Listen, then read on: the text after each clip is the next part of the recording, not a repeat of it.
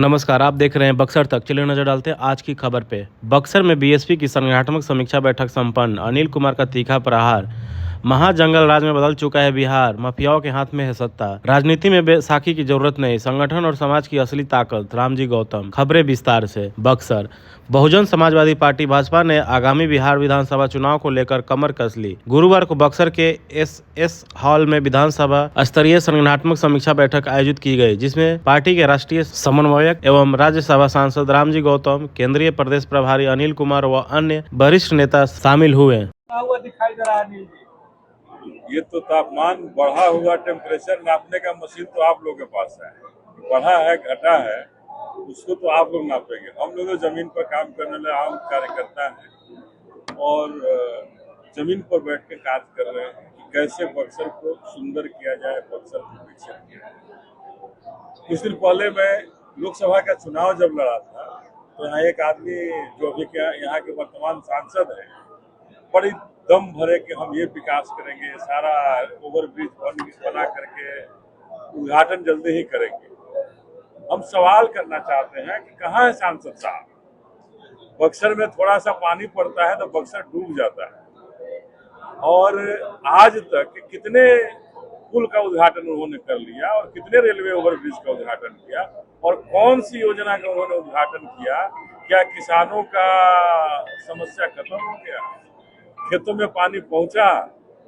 कितना खेतों में पानी पहुंचा दिया? तो ये सांसद भी हमारे जो अभी वर्तमान है वही है और जो विधानसभा में जो यहाँ से जीते हुए प्रतिनिधि हैं उनको तो साहब फुर्सत ही नहीं है बक्सर के विकास के लिए कि बक्सर की विकास की गाथा कहाँ से शुरू होगी, कैसे शुरू होगी। ये न एनडीए के पास इसका रास्ता है और न इंडिया के पास रास्ता है। इसका रास्ता अगर कोई बना सकता है, हमारे बक्सर को कोई सुंदर बना सकता है, विकसित बना सकता है, तो बहुजन समाज पार्टी है जो बक्सर को सुंदर और विकसित बना सकता है। सोशल मीडिया पर एक वीडियो वायरल हो रहा है। ब्रह्मपुर के विधायक है कमली यादव, उन्हीं के विधानसभा क्षेत्र में सड़क पर उन्हीं की गाड़ी फंस गई है और उस गाड़ी से बाहर भी खींचा जा रहा है। क्या कहेंगे अपने विधायक? देखिए, हम जो विधायक, एक ही विधायक की नहीं बात आप कीजिए, राजपुर के विधायक की भी बात कीजिए तो वही हाल है। बक्सर शहर के विकास की बात कीजिए, विधायक की बात कीजिए तो वही हाल है। डुमरांव के विधायक की बात कीजिए तो वही हाल है। यहाँ के सांसद की बात कीजिए तो वही हाल है।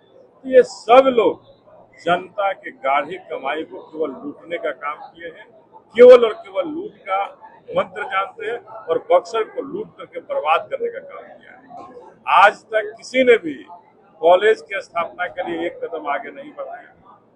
बसों का परिचालन, अब हमारे राजपुर से बस से लोग बक्सर कैसे आए? हमारी माताओं बहनों के लिए आज कोई साधन नहीं है टेम्पो छोड़ने के। बक्सर को ब्रह्मपुर से आज कैसे लोग आवे, डुमरांव से कैसे आएगा जिला मुख्यालय पर? कोई व्यवस्था सरकार ने नहीं।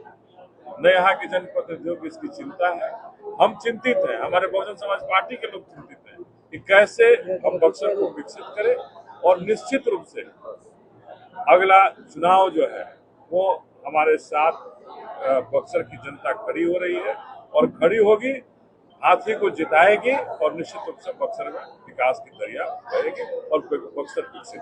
इस बार चुनाव में कहाँ देखते हैं अपने पार्टी को आप? देखिए, हम इस चारों विधानसभा पर, बक्सर जिला के चारों विधानसभा पर मजबूती के साथ लड़ेंगे और कम से कम 2 विधानसभा सीट यहाँ से जीतने का काम करेंगे। बक्सर से 2 विधानसभा सीट जीते। और अभी हमारे माननीय सांसद साहब ने जो कहा कि दलितों पर जुल्म, जाति, अत्याचार जो बढ़ रहा है, अभी बक्सर में भी अतिक्रमण हटाने के नाम पर ये छोटका नुआव में दर्जनों मकान गिराए जा रहे हैं। हम लोग अभी यहाँ से निकल के जाएंगे वहाँ, और इस तरह का तालिबानी आदेश जो सरकार जारी करती है, जो सरकारी आदेश नहीं, वनवादी सामंतवादियों का जो ताकत उनकी वजह से जारी होता है, उनको रोकने का काम बहुजन समाज पार्टी करेगी।